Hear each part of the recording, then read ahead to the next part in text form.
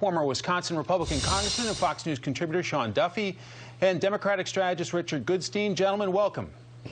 Hello, Mike. Sean, what's the bigger threat to Governor Cuomo right now, the nursing home scandal or new accusers coming forward?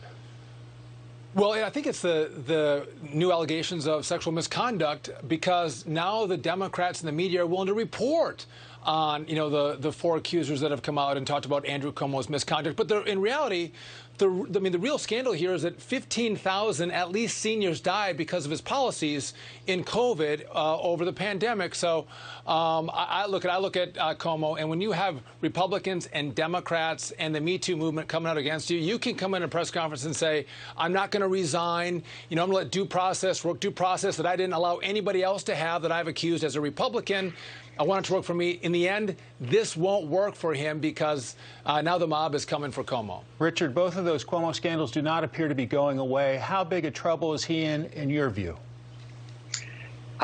If Andrew Cuomo survives, and my bet is that he will in this term, he has one person and one person only to thank for that, and that's Donald Trump, who lowered the bar as regards dealings with women and dealing with COVID. As regards women, as we famously remember, Donald Trump bragged about grabbing women by the crotch and has cases in court where he's accused of raping one woman and sticking his fingers inside another, and other accusations. Andrew Cuomo didn't follow the HR textbook, but certainly what he did pales in comparison. And as regards to the nursing home scandal, Andrew Cuomo told New Yorkers, wear masks, social distance, and they listened to him. And they went from being the worst to the best in the country at a time when, because Donald Trump mocked masks and called this a hoax, the country's rates were skyrocketing nationally. Hundreds of thousands of people died needlessly. So actually, I think in both regards, if he survives, he can thank Donald Trump. So obviously, the Cuomo name's a huge name in New York politics. His father was a longtime governor in New York, and Cuomo's been a longtime governor himself. Sean, what about these women coming forward, considering it's such a political dynasty there in New York? Yeah, listen, that is worth something, right? When you have a well-known name and people have an affection and like for you and your father and your brother on CNN, that is helpful. But listen, Richard's pathetic to say that this is Donald Trump and Donald Trump should be thanked. The bottom line is wearing masks and the debate over masks had nothing to do with putting people with COVID, seniors, back in nursing homes. The most vulnerable people on the planet were put at risk because of Cuomo's policies. And the bottom line is, in New York, they had massive outbreaks, worse than anywhere else in the country, worse than Arizona and Texas. More people died in New York. And Donald Trump gave a whole bunch of assets to New York that Cuomo didn't use, and more people died because of the fight that Cuomo was having with Donald Trump. Instead of saying, I don't care about Donald Trump, I care about the people that elected me as governor, and I'm going to protect them. And if Donald Trump gives me assets, I'll use them. I don't want to go, Donald Trump's bad, and I have to beat him in an election, and therefore, I don't care if people die. That's insane, Richard. Let's not blame Donald Trump. Let's blame Cuomo for bad policy.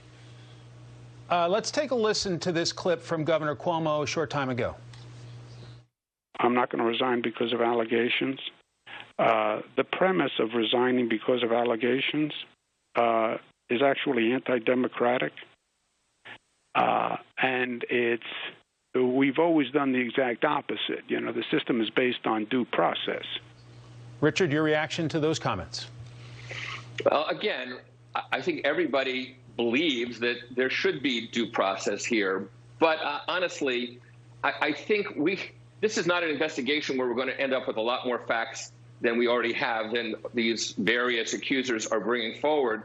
The issue is going to be, is that something that requires him to resign? And I think for Democrats, for most Democrats, the experience of Al Franken, where he was run out on accusations, and Republicans turned around and embraced somebody who bragged about grabbing women by the crotch, and Madison Cawthorn, an incumbent Republican congressman, who's accused of doing the same thing, and you don't hear a peep out of Republicans about that. Well, Sean, what about Senator Kirsten Gillibrand, New York Democrat, who came out strong against Al Franken, came out strong against now Justice Brett Kavanaugh, and she was appointed to her seat by Governor Cuomo. How awkward is this for her?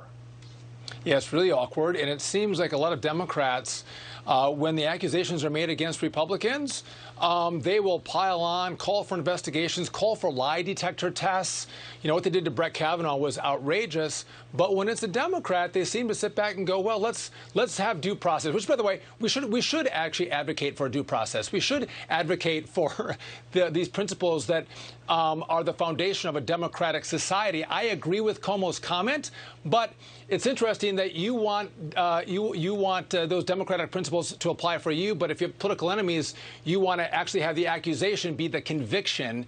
And so the hypocrisy here is incredible. If you want to set up standards for Republicans, maybe you as a Democrat governor should live by those same standards that you set for Republicans. I think that those are horrible standards. Let's actually let the rule of law and due process play out, which is what we've done for 200+ years in America. Richard, how? I think the news. I think the news is exactly the opposite, which is you've got Democrats, Kathleen Rice, members of the state legislature in New York, who are Democrats, the Democratic mayor of New York, who are basically coming out against Andrew Cuomo, where nobody, when the accusations were similar against Donald Trump, said boo about what he did. So actually, I think Democrats are proving their principle. That's not true. Everyone condemned Donald Trump for the comments that he made with Billy Bush. Those aren't the values of my family or with Democrats did, right? And so we knew what Donald Trump was, right? No one was surprised that Donald Trump, has had, engagements with women. But Cuomo is like, I'm pristine. I don't do these things. The women should be believed and the man should be convicted on the accusation, right? That's what he was saying. Donald Trump, we knew this. Well, and to be fair to President Trump, he had nothing to do with the New York nursing home scandal. So that's something that Cuomo did all on his own.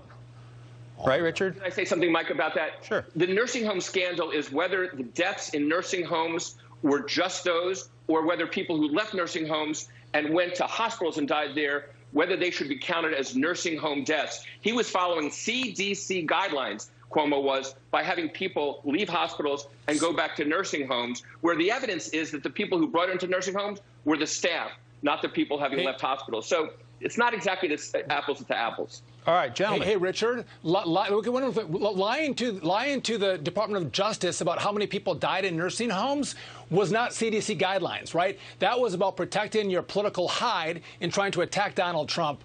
And that's what he's going to be in the most hot water over, is the lies to the investigation at the Department of Justice. Gentlemen, great discussion. Thanks so much for your time. Have a great day. Thanks, Mike. All eyes will be on Prince Harry and Duchess Meghan.